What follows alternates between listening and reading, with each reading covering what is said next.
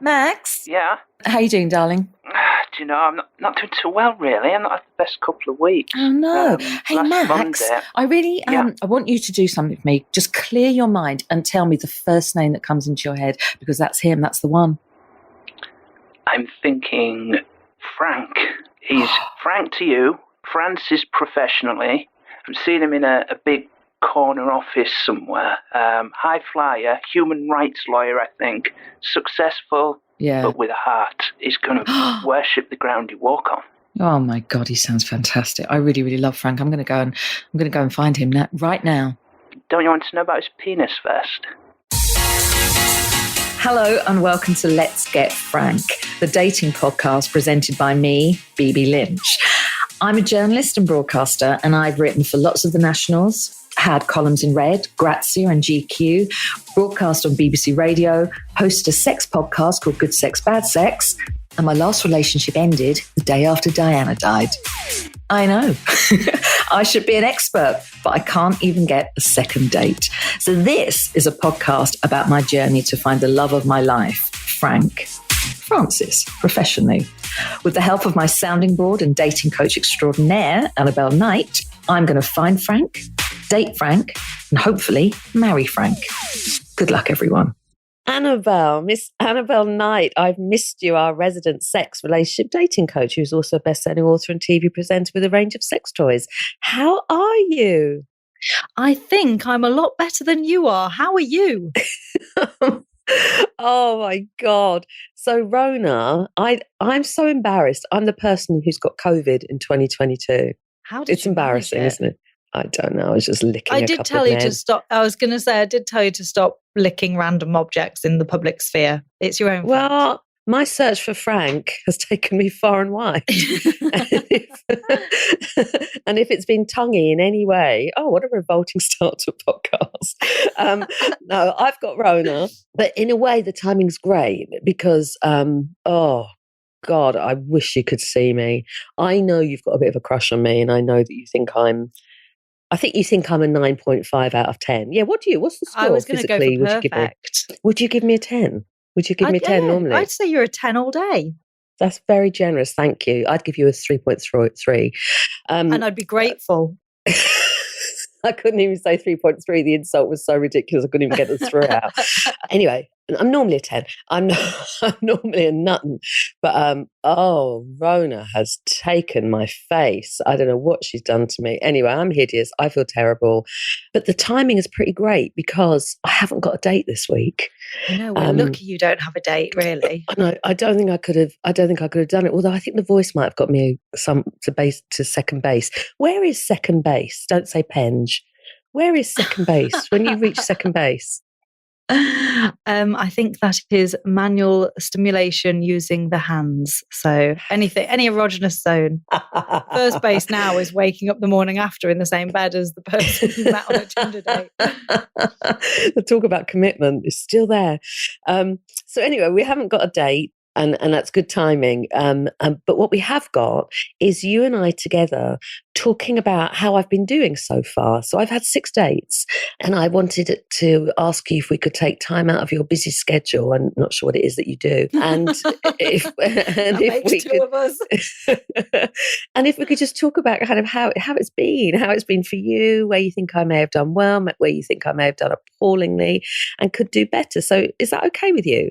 Yeah, like a mid-season review. I like it.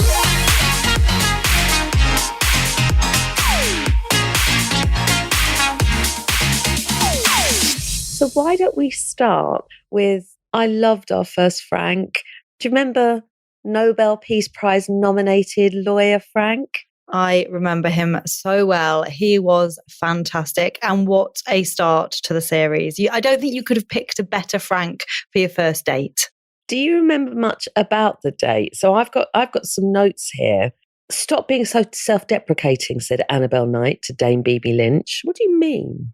I remember this date so well because it was an eye-opening, great way for me to see what you were truly like because I spied upon you.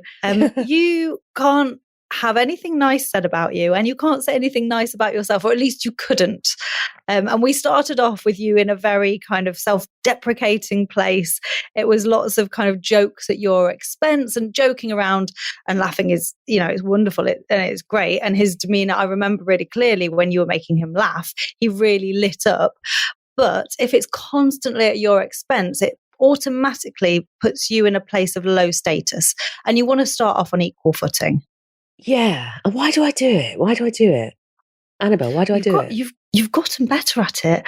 I think, and I don't want this to come down to the patriarchy, but quite a lot of our behaviours, especially when it comes to, I was going to say courting. I was going to just take a trip back 100 years.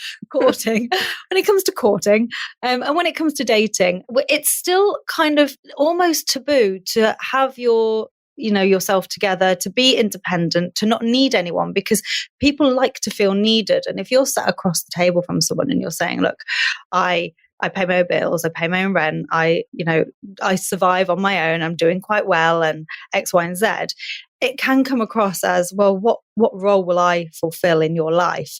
So quite a lot of us tend to put ourselves down and give ourselves a lower status so that we can make the person opposite us feel good about themselves and like they will have a purpose. It is slowly shifting, and I think we're getting prouder of being independent, and it's becoming completely like a lot more acceptable when you date someone for your potential partner to be, earning just as much as you, if not more than you, and that's okay. But there's still that kind of throwback to I call it little women syndrome, like just being vulnerable and we need someone to save us. There's still a little bit of that, a thread of that running through society. See, I find this really interesting, because the vulnerable thing, I would actually say, well, because I have an issue with presenting, and I don't mean podcasts and radio shows, but I have a real issue with that. I have an issue with what you present, and I know when you and I have talked, we've said that you should be okay. You should feel comfortable presenting what you want from a relationship. You should be comfortable talking about your needs and desires within love, and X situations, and I guess therefore vulnerability. That still feels like a bit too much to lay on someone on a first date, but you're still standing by that. You still think it's okay. I guess would your answer be, it's how you do it and how much you reveal? Yeah, exactly. I mean, you can overwhelm someone, and you can be overwhelmed by too much information, especially if that information is of like a sensitive nature. It's about judging the person opposite you and deciding, what's worth sharing, what's worth keeping back. And it's absolutely fine to have private feelings or private anecdotes that you don't want to share on a first date or even on a second date. And I've been married 10 years almost, and there are still occasions where we'll tell a story and we'll be like, I didn't know that about you. And so it's an ever evolving kind of peeling of the layers. And I think, the longer you spend with someone, not necessarily talking years, but in terms of like first dates, the more time you spend with them, the more comfortable you will tend to be around them, and the more comfortable you'll be sharing things. So I do say you have to judge every situation on its individual merits, and just as long as you're operating kind of within a realm where you feel comfortable and you think the person you're dating feels comfortable, then I think you're onto a good thing. See, part of me still thinks, just tell them everything, and if it's too much, then they're not right. I mean, you can take that approach. How's it been working out for you? How dare you? How dare you pick on me when I'm in bed on my own? I know. Well, but just with Rona. Just with Rona, you and Rona. No, you can take that approach, and this is what I am and who I am, and this is everything that makes me. But there are levels of emotional connectivity that you only get with someone through familiarity. So expecting someone to be able to connect with your, deepest, darkest secrets or your deepest, darkest emotional points when you've only just met them is a really big ask. And someone can be accepting of that, but they may not be understanding of it, or they may not be able to empathize. And if you're looking for that, you probably going to be disappointed. You do need that level of familiarity with someone that you get from spending time with them in order to truly appreciate those stories and understand what that person went through. So there's something to be said for holding some things back. I agree. And also it's almost like an emotional onslaught as well, isn't it? And I wouldn't appreciate that. So why would someone else appreciate that? Exactly. And I think some people can view it as a bit of a test, like, you love me at my worst and you'll get me at my best. And I think that's, it's a nice saying, but when we actually pick it apart and look at what that means in terms of dating, it's not very helpful. Do you remember as well, and I do know you remember this because you made a huge, huge deal about it. I told Frank that I loved him. After 4 minutes. I remember writing it down. 4 long minutes, because I was playing hard to get. Oh, I was trying to be mysterious. I know, and I appreciate the effort, but I'm joking. Even if you are joking, dropping the L-bomb after 4 minutes is probably something you want to steer clear of, and you did. You managed it in the dates going forward.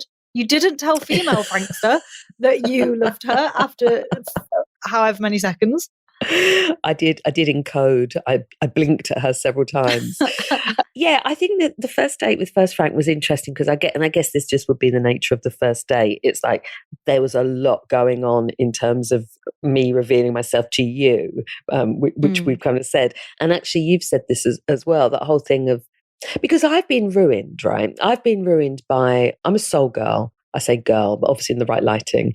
And I was raised on that kind of, if you leave me, darling, I'll die. If you can go to the kitchen to get a decaf, don't, it will scar me forever. And I've always felt like that's what I want. And I've been raised unrealistically on soul music, and so it's made me want something that I don't even know it exists. If it does exist, I'm sure it's something that one leads up to rather than gets it straight away. But what I've had in my dating life thus far is what we've said, is that kind of that list, which is so ridiculous and so unrealistic and so prohibitive. Yeah, absolutely. The more items you have on your must-haves, the less likely you are to get any of them. And if you are, saying, even if you acknowledge that you're saying this, it might be that you don't even know you're doing it. But if you are saying to yourself, okay, I need 95% of this list ticked, otherwise this person is not right for me, you're chasing your tail and you're never going to get what you want. So I think the idea of lists and necessity is something that should be treated with caution when you're dating. If you only have this very rigid idea of the type of person you want to be with, the chances of that person existing are probably zero.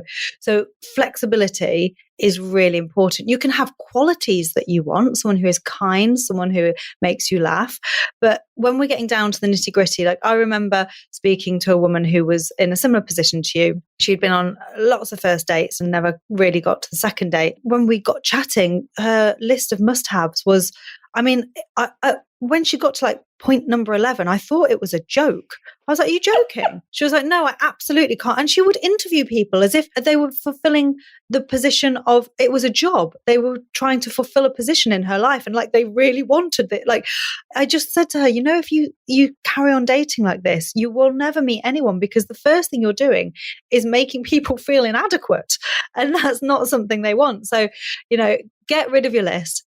By all means, have a couple, 2 or 3 qualities or traits that you would like, that are desirable, that aren't necessarily deal breakers. And once you open your mind up and open your heart up to the idea of a different type of person, you're more likely to meet them. I think the list thing is a little misleading, because I'm sure people do have a checklist, but I don't have a list as in I go in, I want this, I want this, I want this, I want this. What I want is that feeling. I want that kind of gut feeling. Oh my God, this is the person I've waited for. This is the person it's taken a whole lifetime to get, because they're that amazing, because the fit is so incredible, because we're soulmates. But or then you say, the language is. I'm raised on soul music and I've got these perhaps unrealistic expectations through that. I feel like that moment of, oh my God, this is like swept off my feet, a heady romance. I think films like the Hallmark Channel is largely to blame for that desire, because I think you can definitely have like a really high level of attraction and excitement about the person. But I don't know as you'll ever get that, that all encompassing, a wash, like a wave breaking over you of realization that this is the person you're going to be with. I don't know as that exists. I mean, maybe it does. There are probably people listening going, well, I had that with my partner. Definitely really fancied Matt when I first met him. I thought he was so smart and interesting and really funny, and I was so excited to see him again. So whether or not that's the feeling, and I'm just, overanalyzing because that's what I do, I don't know whether the fireworks necessarily are a thing. I don't know. I think love is born from building experiences together, and it's that's the exciting thing. Why didn't you tell me this when I was young and firm? I didn't know you. Well, this is depressing. That's what me and I'm sure many people have held out for.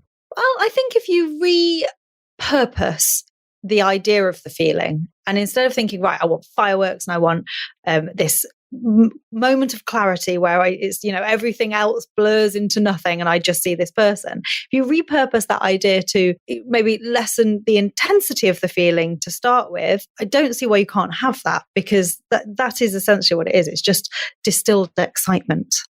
You know who we need to talk about now? Not just me, you and Curtis Mayfield.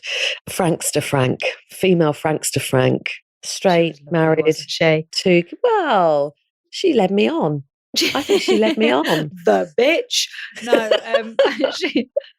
she was very interesting to talk to, because it almost felt like it was kind of you were like on a date with a version of me. Like, she gave some really good advice, and I thought she was really, I thought she was a brilliant date. Yeah, despite being completely unavailable and straight. Exactly that. And she had, didn't she have a penis on her head? Didn't she have? They were unicorn ears, weren't they? Unicorn ears that looked like a what's the plural of penis? Peni? Looked like she had peni. She had peni on her head. Yeah, she was gorgeous. I remember what I loved about her was she was really funny and really honest and really charming, and also quite upfront. And so I remember her saying, because I remember her and I discussed what you and I have just discussed again, which is that she just knew what she wanted with her partner. And so she just told him. And again, I guess in a way that wasn't terrifying, that wasn't, here is my life, good luck everyone, but did it in such a way that was just being straight and not wasting time, even though I think she's still like in her 20s, or, I think she's still very young. So kind of lay out her stall. If I can use any other cliche, I will squeeze one in. You just get it in, yeah. Yeah, absolutely. And that worked because the person she was dating, that worked for him as well. Like, I think with a lot of relationships, especially in the very early stages, if you are at a point in your life where you're like, I don't want to waste time, I can't be bothered to date people that aren't going to, last in the long term. If I remember rightly, she didn't have this list of must-haves, but she did want a relationship, and she was really honest and said, I don't want to carry on dating unless it's going somewhere. So is it going somewhere? She was really like kind of lucky in one respect that she was dating someone that also wanted the same thing as her. So that worked really well. I think honesty is always the best policy, but measured, because had she said that on the very first date, it may have been overwhelming, like we've discussed. Yeah. However, she tested the water. She made sure that the person she was dating was someone she wanted to be with as well, before she kind of issued her not an ultimatum, but before she told him that, it's either this, or it's either everything or nothing. And I think that was really brave of her. And obviously it paid dividends, because she's happily married now. Happily married and yet still dating me. What a piece of work. I love her. I love her. I went on a date once, and well, I say that, I don't know if it was a date. I do have a lot of dates. I'm not sure if they're dates. Actually, that's a really good question. How do you know date's a date?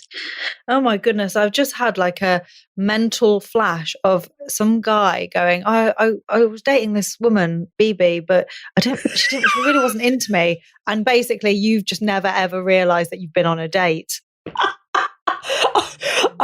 I was in a church, right, and I was wearing white, and there was a bloke next to me in a suit, and I just didn't know what was going on. Oh. Oh my God, Annabelle, that's so hilarious. I just had no clue. There I've was had a vicar so many there. dates.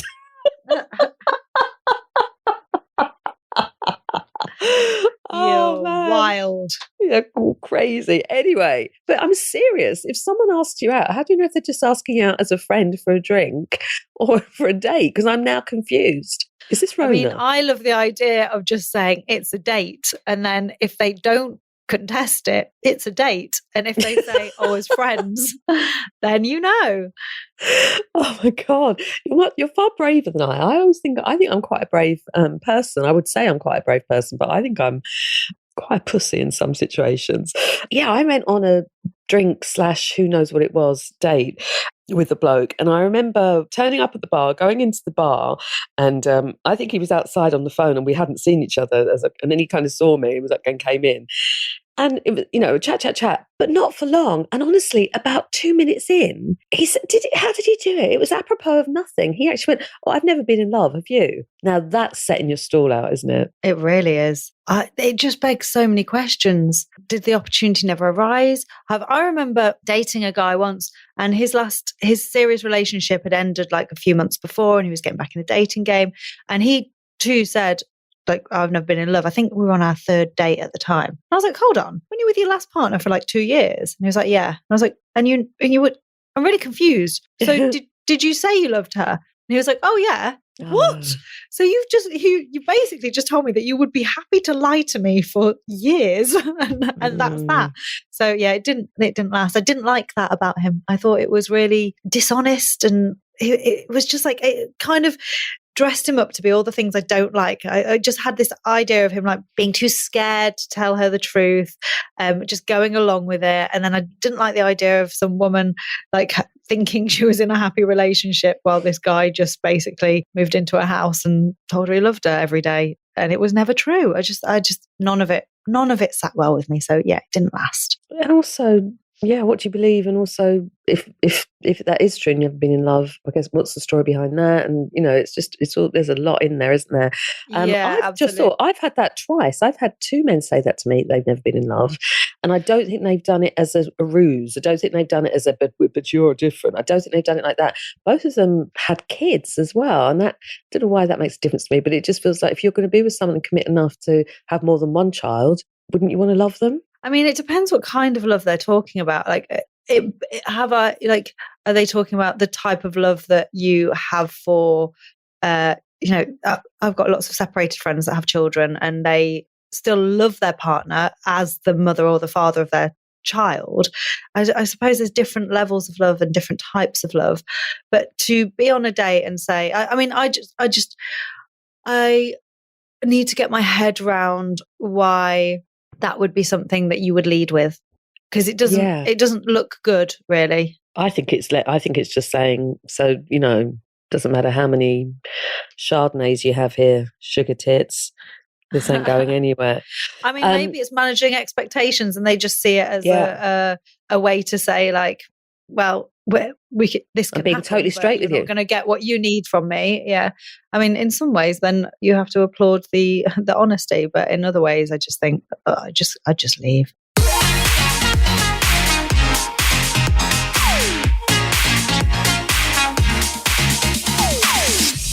We're still talking about our dates, my dates, in a way that they are our dates, because you are party to them, aren't you?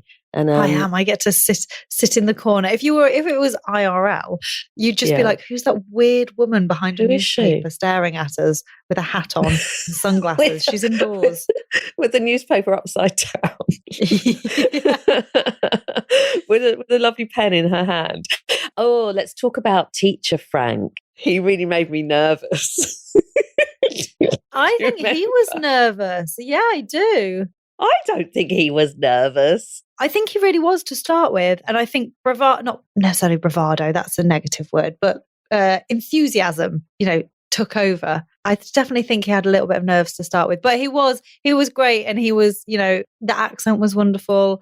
The only thing you did, if I remember, was you gave him a list of your can'ts. I can't do this, I can't do that, and again, there was a bit of lower status to kind of boost him up, I guess, which was a nice thing to do. But that was a fun date. That was fun to spy on, to eavesdrop on. I don't remember why I did the list of can'ts. I think I like to go for the joke. I always think if there's a bit of comedy, but so did Teacher Frank. So I think you had great banter in that respect. He was very funny. He was lovely. He's from Liverpool, and I also told him how much I loved Manchester, which is really something not a cool thing to do.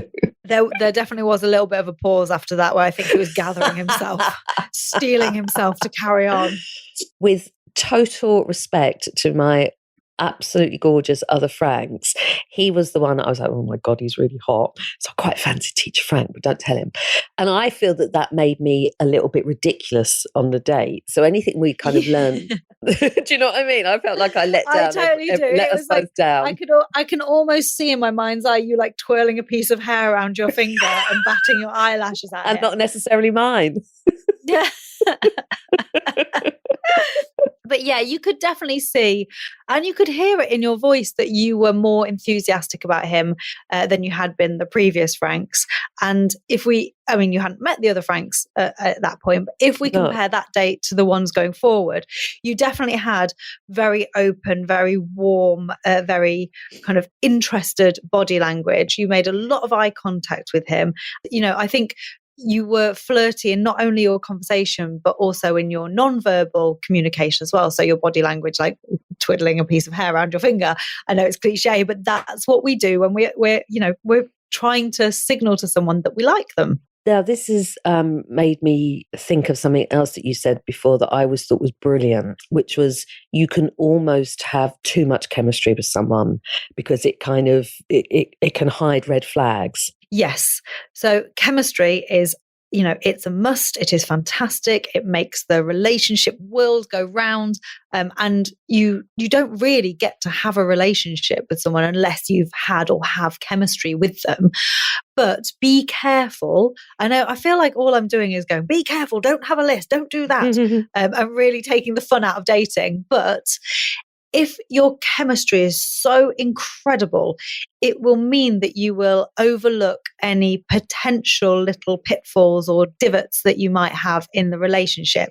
So chemistry, while it is necessary and brilliant, can act as a little bit of a smokescreen or a mask to other areas that are perhaps not as desirable. So just be, a bit cautious. If the chemistry kind of seems or feels too good, there may be something that you've got blinkers on and you can't quite see. New Zealand Frank, Big Down Under. Big Down Under. That's Cam Girl name. I loved him. He was such a laugh. I did keep calling him a liar. Why did I think that was funny? I know. I remember. I think I wrote it down like 4 times. Like, stop saying it. He was great. New Zealand Frank was wonderful. He just had such a nice vibe about him, such a lovely way with words. He was attentive to you. He listened really well.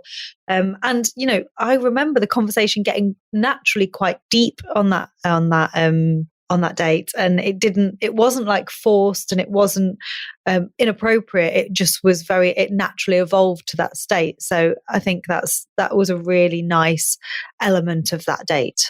He was super easy to talk to, and I mean, we've been so lucky, haven't we, with our Franks? They've been so lovely.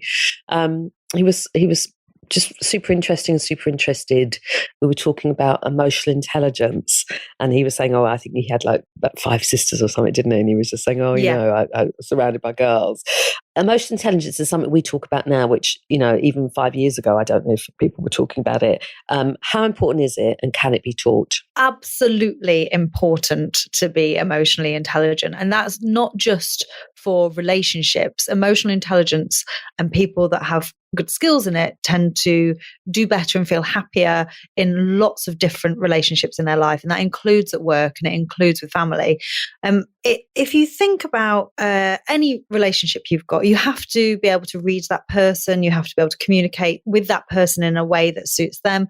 We always tailor ourselves ever so slightly depending on our audience. And if you are not very emotionally intelligent, you won't be able to do that. And that really scuppers your ability to communicate and to be communicated with as well. So if we take that back to dating and relationships, if you don't have the emotional intelligence to date in a real deep and meaningful way, your relationships will only ever go so far. And even if they stand the test of time, they'll only ever go so deep. Being able to, and it can be taught, you can definitely teach yourself to be more emotionally aware and more intelligent in that department. It just takes a little bit of effort. And it's very easy for those that don't fit into the emotionally intelligent bracket mistake themselves and think that they're getting it, but they're not. So even if you think, I can't really improve in that way, just take a step back and have a look at the way you communicate with people and how you read people as well.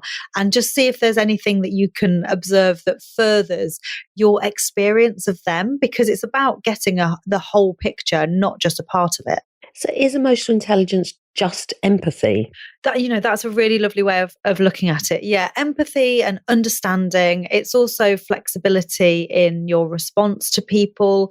That's one of the kind of key skills when it comes to emotional intelligence. People who score highly tend to have a little bit more thought surrounding their reactions. So even if you just take a couple of seconds more to interpret or reinterpret what someone has said or how they're acting or what they're doing or how they're behaving, that will give you that just a tiny little bit of extra, we call it thin slicing time. It's just that tiny slice, that extra layer that you can garner that will help you to communicate in a better way. So yes, empathy plus is probably the best way to describe emotional intelligence.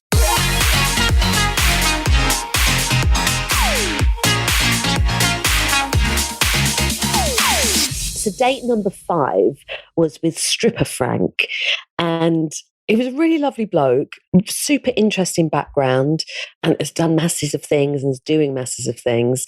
But we just didn't click, did we? The date just didn't work. It was, I don't want to say a car crash, but it wasn't too far off.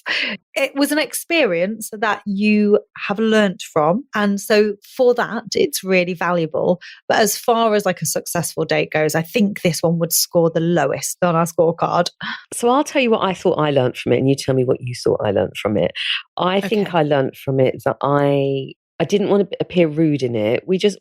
I didn't dislike him. There wasn't, I hope he didn't dislike me. We just didn't click in any way that seemed like we wanted to either of us be there. And I think I'm quite generous when I go into one of my dates that may not be a date. I never know now. I love that we're questioning the whole premise of the podcast, because several episodes in, and I felt like I was asking questions, and then I just realised that wasn't being reciprocated, and so I kind of stopped trying. And I think the old me would have not been love me, like me, here's a tap dance, but I think I would have given more effort into making it more comfortable for everyone involved, and I kind of didn't. You absolutely would have done.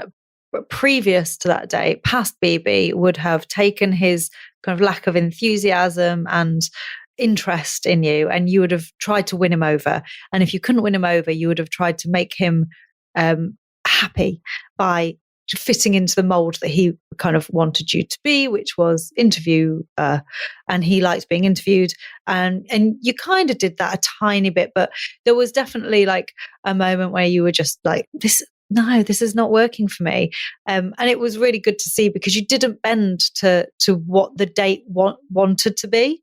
You kind of stood your ground, and it was good. And one of the things you did, which was brilliant, was after probably the 50th question and answer, where he hadn't at any point asked you anything about yourself at all, and that's not an exaggeration, you were brilliant. And you said, so is there anything you want to know about me? And it gave him food for thought, and he paused, and then he asked you a question. And it was really sad that it actually had to get to that point where you forced his hand. But it was good because you, in asking that question, you made a point. He only dates women under 30. I know.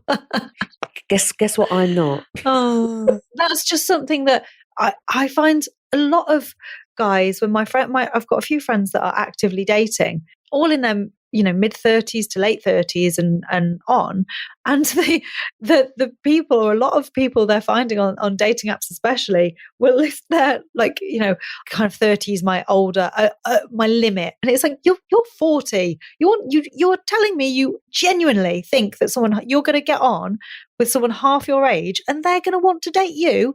No, you need to manage your expectations here, my friend. 30 is my limit. That's the t-shirt. That's hilarious. If I do get married, do you and Matt want to renew your vows at the same time I get married? Wouldn't that be a lovely little gesture? Do you know, I love that idea, but I also think no, absolutely not. No, it is your day. You are the star of the show. Well, the relationship is the star of the show. Let's get married in Seattle with Seattle Frank. So Seattle Frank was gorgeous and really lovely. Poor Seattle Frank had to put up with me. It was the day, I believe, I got Rona. Yes, so you didn't know you'd got Rona. You suspected, and you did tell him, straight off the bat, you said, I'm not very well, please bear with. So I remember, because it was the day after, you text me a picture saying, she got me. She got me.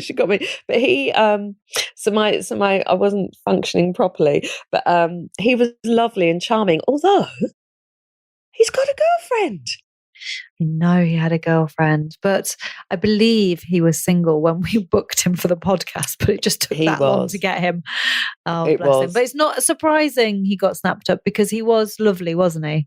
Yeah, really lovely, really easy comms, and actually, and as you noted on the date, he started off with a question. The thing we want: interested and interesting. Straight away.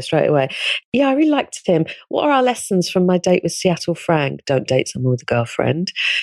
Date someone. I mean, you still maintain long distance relationships work, don't you? I do, because I'm in one, so I hope it works.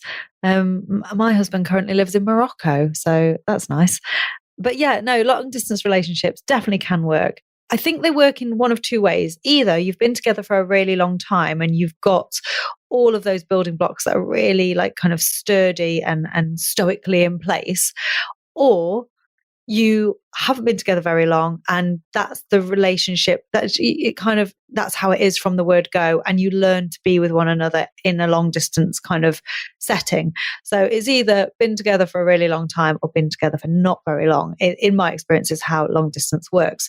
But my kind of takeaways from the Seattle Frank date, if you're not feeling 100%, or there's any external stuff that's going on in your life that could affect the date or how that person perceives you, being honest about it and opening up about it to kind of start with is actually a really good thing, because you did say to him, look, I don't feel very well from the word go, and that totally changed how he interpreted everything you said. And also you were like, I look horrendous, and he was like, no, you don't.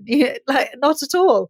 So all he could think was, wow, she looks that good with Rona, what's she gonna look like? I'm sure that's not the case.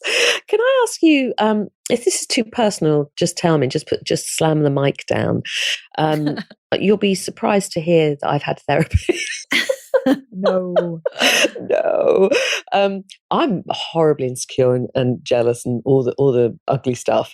Being in a long distance relationship, so doesn't that make you insecure? No, not at all, really. I'm a great believer that if someone is going to be unfaithful to you, they're going to do it whether or not you are secure or insecure. So the best thing you can do for yourself is be secure. If I was insecure, I'd just, feel awful all the time. Insecurity can elevate your heart rate. It produces stress hormones. Stress hormones reduce your immune system, so you can get physically ill from stress. All of that is just not good for me. So kind of saying to myself, well, what will be, and making sure that I put the effort into my relationship in the ways that we can, so that, he doesn't want to leave me, is really important. And also, again, it's managing expectations. Matt works on a film set with lots of amazing people and talented people, men and women. For me to think, or for me to want or demand for him not to have any chemistry with anyone ever, it's really unrealistic, and it puts an almost unnatural caveat on your relationship. So, and it's the same goes for him. Like, I work in TV, I meet handsome men all the time. A little bit of chemistry is fine. It's what you do with it that has the effect on the relationship. And we both, we're both in this relationship. We're both pulling towards the same goal. We check in with one another all the time, just day to day, and also on an emotional level. And we try and, it's kind of like just making sure you give your relationship a MOT or a service every now and then. Just keep an eye on anything small and deal with it before it can become something big. And that's what we try and do. And, who knows, I might be chatting to you in 2 years' time and we're no longer together. That could happen. No. I think we both got very realistic expectations of one another, and through realism, our relationship is strong. And that's you can only take it one day at a time as well. That's the other thing. So it's just one of those things. But at the moment, I'm happy to say we're both, happy and comfortable and secure in each other and in ourselves. The chemistry thing is really interesting because, again, this is it's the fishiest of psychology to, of course, work out what, to, of course, realize why I'm like this. But that chemistry thing, again, it's like I would say, I want that chemistry to be so powerful between me and someone else that they would never have that level with another. And I know realistically, I know intellectually what you're saying is true, but emotionally that kills me. I mean, I think the chemistry Matt and I have is born from years together and shared experiences and, growing as people independently and together. And our relationship has changed.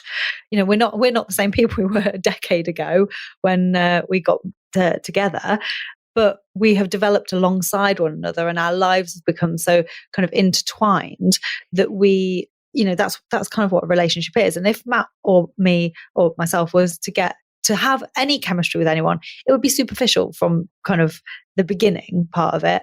And it's, superficial chemistry is absolutely fine. You can have it with the person checking out your groceries in Aldi, or you can have it with someone you bump into at work. It's if you decide there's a moment when, and we're veering far away from first dates here, but there's a moment if you're in a relationship when you have to make a decision whether your relationship is more important than this flash in the pan of good feeling in that moment. And some people, they get the blinkers on, they forget about their commitments to another person, they forget about their past with that person and all their shared history, and they want the new shiny thing. And the new shiny thing, sometimes it works out. So I know people that have been unfaithful that are still with the person they were unfaithful with. But for a lot of people, it doesn't work out, and people get hurt and things go really badly awry. So I think it is, because I think it is all connected, because I think that's the end goal, and the end goal is stopping me being even able to start the dating. I think I'm so kind of conditioned by myself, by what I want ultimately from something. It's stopping me being realistic right at the beginning. So I actually think this is really relevant. Well, the good news there is you just said I'm conditioned by myself. So the person that can uncondition you is also yourself. Yeah. So just a change in approach, a change in mindset will definitely help you, because if what you're after ultimately is not just unrealistic but unlikely, and something that's not going to happen, you're going to feel these micro rejections on a pretty kind of consistent level, which is going to make you feel really rubbish. If you kind of turn them on their head, and they're not micro rejections, they're little things we can learn from and turn them into a positive. What did we say the other day? That they're opportunities. You can change your mindset and from your mindset, then everything else changes as well. So interesting. It's so interesting. You know who I blame? Donald Trump? No, look closer to home. You. Me? Oh, Yes. Have you done any more work on this litmus test? But if you could just... Get back in the lab.